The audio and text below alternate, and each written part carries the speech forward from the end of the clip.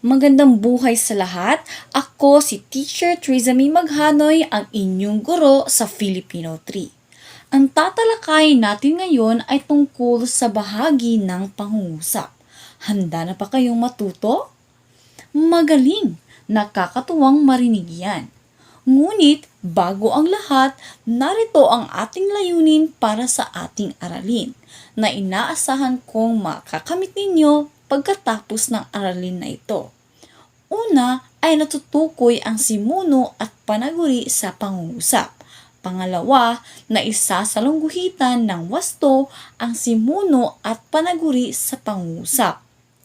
At ang panghuli na ipapaliwanag ang kahalagahan ng pagkakaisa ng simuno at panaguri sa pagbuo ng pangungusap. Malinaw ba sa inyo ang layunin, mga bata? Mahusay!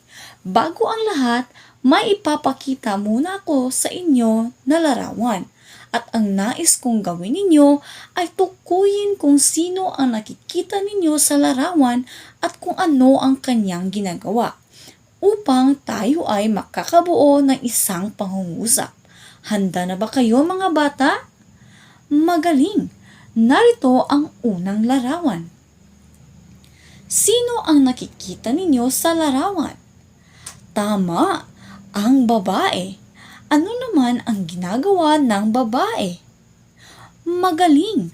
Ang babae ay tumatakbo. Pangalawang larawan. Ano ang nakikita ninyo sa larawan? Mahusay! Ang aso. Ano naman sa tingin ninyo ang ginagawa ng aso? Tama! Ang aso ay tumatahol. Alam ba ninyo na ang pangungusap ay may dalawang mahahalagang bahagi? Oo, meron itong dalawang bahagi. Ito ay ang simuno at ang panaguri. Una ay ang simuno. Ano nga ba ang simuno? Ang simuno ay ang bahagi ng pangungusap na nagsasabi kung sino o ano ang pinag-uusapan. Maaaring pangalan ito ng tao, bagay, lugar, hayop o pangyayari. Balikan natin ang halimbawa natin kanina. Ang babae ay tumatakbo. Sino sa tingin ninyo ang simuno sa pangungusap? Tama! Ang simuno ay ang babae. Tinatawag itong simuno dahil ito ay pangalang pambalana at ang babae ang pinag-uusapan sa pangungusap. Naintindihan ba ninyo, mga bata? Mahusay! Narito ang isa pang halimbawa. Si Ben ay nagbabasa. Batay sa pangungusap, ano ang simuno dito? Tama! Si Ben ang simuno sa pangungusap. Ngunit, bakit ito tinatawag na simuno? Magaling! Tinatawag itong simuno dahil sa pangungusap, si Ben ang pinag-uusapan. Naintindihan ba ninyo, mga bata? Mahusay! Kung naintindihan ninyo ay subukan ninyong sagutin ang gawain ito. Meron lamang kayong 1 minuto sa pagsagot. Narito ang panuto. Basahin ng mabuti ang bawat pangungusap. Tukuyin at salungguhitan ang simuno sa bawat pangungusap. Narito ang mga pangungusap. Kung handa na kayo, ay magsimula na tayo.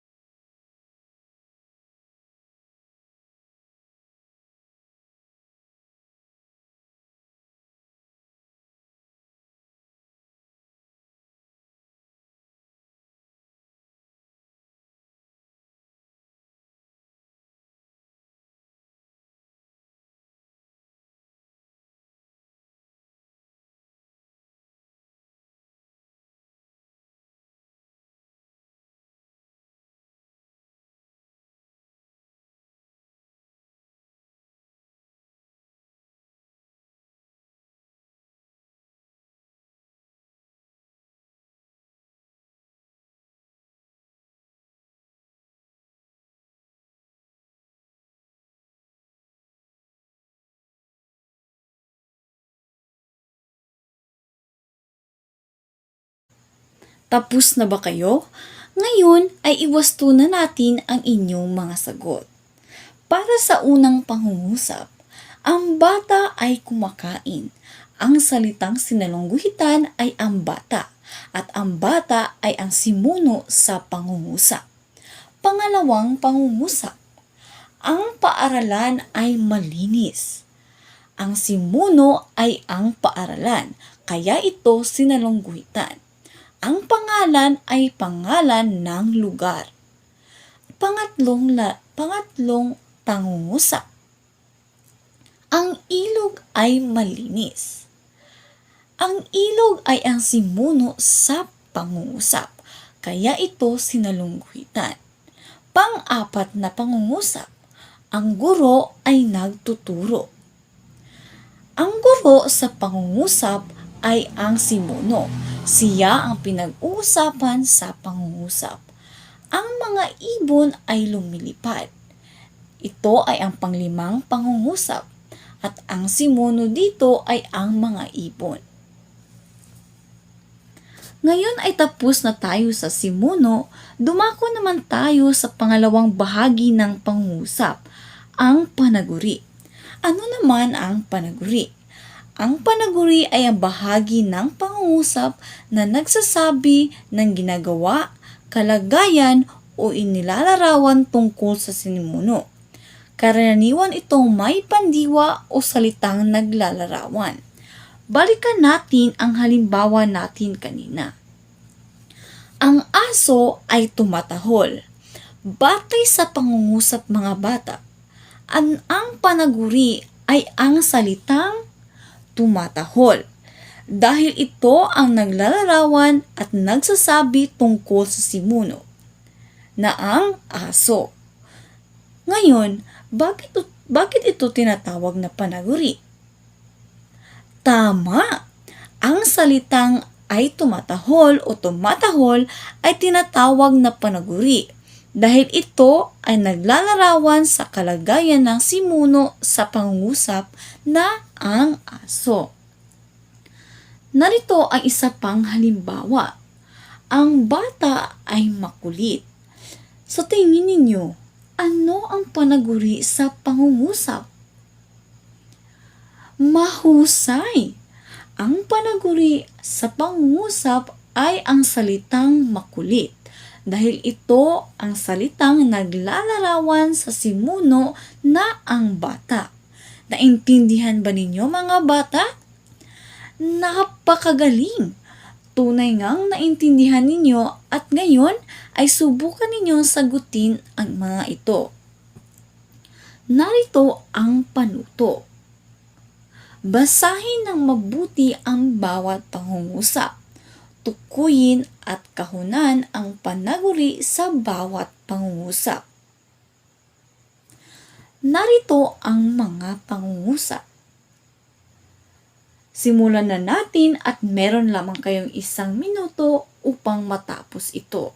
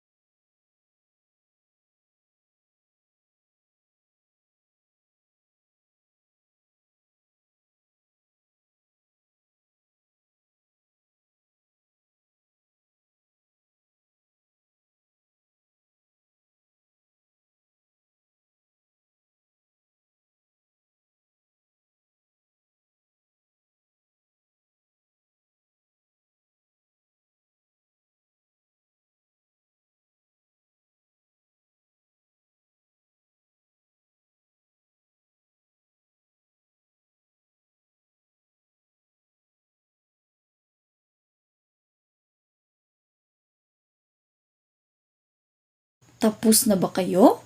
Ngayon ay iwasto na natin ang inyong mga sagot. Para sa unang pangungusap, si Lisa ay sumasayaw. Ang salitang nakakahon ay sumasayaw. Ito ay ang panaguri sa pangungusap dahil ito ay naglalarawan sa simuno na si Lisa. Pangalawang pangungusap, ang tatay ay masipag. Ang masipag ay naglalarawan sa simuno na ang tatay. Pangatlong pangungusap, si Maria ay nagbabasa. Ang salitang nakakahon ay ang panaguri sa pangungusap na naglalarawan ni Maria. Pang-apat na pangungusap, ang sanggol ay natutulog. Ang salitang nakakahon ay ang panaguri, dahil ito ay naglalarawan o naglalahad sa sanggol. Panglimang larawan. Panglimang pangungusap, si Lito ay mahusay magpinta. Ang salitang nakakahon ay mahusay magpinta, at sa pangungusap, ito ay ang panaguri na naglalarawan sa abilidad ni Lito na magpinta. Nakuha niyo ba ang tamang sagot, mga bata? Kung ganon, bigyan niyo ang inyong mga sarili ng isang ariba. Ariba! Magaling! Ngayon, dahil naunawaan ninyo ng mabuti ang bahagi ng pangungusap, ay magkakaroon tayo ng pagtataya. Mayroon lamang kayong 3 minuto para matapos ito. Narito ang ating gawain. Ang panuto. Tukuyin ang simuno o panaguri sa pangungusap. Isulat ang S kung ang pangungusap ang nakasalungguhit na salita ay simuno, at P kung ang nakasalungguhit na salita ay panaguri. Ngayon ay simulan na natin ang pagtataya.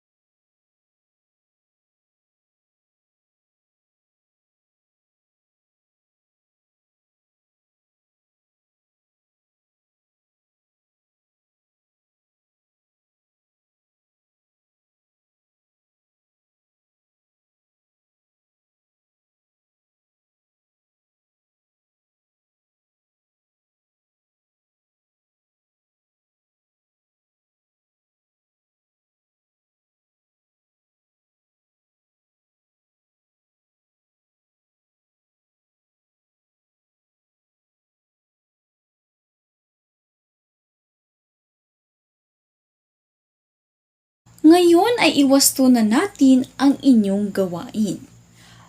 Ang unang pangungusap.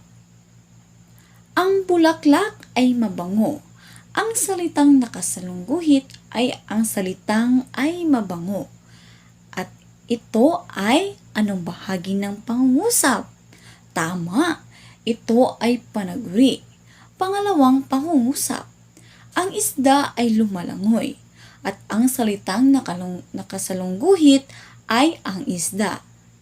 At ang bahaging pangungusap ito ay simuno. Pangatlong pangungusap. Ang tatay ay nagwawalis. At ang nakasalungguhit na salita ay ang tatay. Anong bahagi ito ng pangungusap? Tama, ito ay simuno. Pang-apat na pangungusap. Si Lisa ay sumasayaw. Base sa nakasalungguhit na salita, anong bahagi ng pangungusap ito? Tama, ito ay panaguri. Panglimang salita. Ang tatay ay nagluluto. Ang nanay ang nakasalungguhit na salita at ang bahaging pangungusap ito ay simuno. Pang-anim na pangungusap. Ang magkakaibigan ay naglilinis. Ang salitang nakasalungguhit ay naglilinis at ito ay panaguri. Pang-pitong pangungusap. Ang guro ay nagbibigay ng takdang aralin at ang nakasalungguhit na salita ay ang guro at ito ay simuno batay sa bahagi ng pangungusap. At pangwalong pangungusap ay ang nurse ay nag-aalaga sa mga may sakit. At ang nurse ay ang pangalang pambalana. Kaya ito ay ang simuno sa pangungusap. Pangwalong pangungusap. Ang ibon ay lumilipad. Ang nakasalungguhit na salita ay lumilipad. At ito ay panaguri sa pangungusap. At pang-sampung pangungusap, ang bata ay naglalaro. At ang nakasalungguhit na salita ay naglalaro. Kaya ito ay panaguri batay sa bahagi ng pangungusap. Ngayon ay alam na ninyo ang dalawang bahagi ng pangungusap, ang simuno at panaguri. Para sa inyong pagsasanay ay bubuo kayo ng pangungusap na may simuno at panaguri. Basahin natin ang panuto. Gumawa ng 5 pangungusap na may simuno at panaguri. Bilugan ang simuno at kahunan ang panaguri sa bawat pangungusap. Naintindihan ba ninyo ang iyong takdang aralin mga bata? Mahusay! Tunay ngang naunawaan ninyo ang kaalaman na ibinibigay ko sa inyo tungkol sa bahagi ng pangungusap. Ang pangungusap ay binubuo ng 2 mahahalagahang bahagi, ang simuno at panaguri. Ang simuno ang nagsasabi kung sino o ano ang pinag-uusapan sa pangungusap. Samantalang, ang panaguri ang nagsasaad sa kilos, kalagayan o paglalarawan tungkol sa simuno. Mahalagang magkakaisa ang simuno at panaguri upang maging malinaw at buo ang diwa ng pangungusap. Ayan! Dito na po nagtatapos ang ating aralin. Sana ay madami kayong natutunan sa akin. Yun lamang po sa uulitin. Maraming salamat!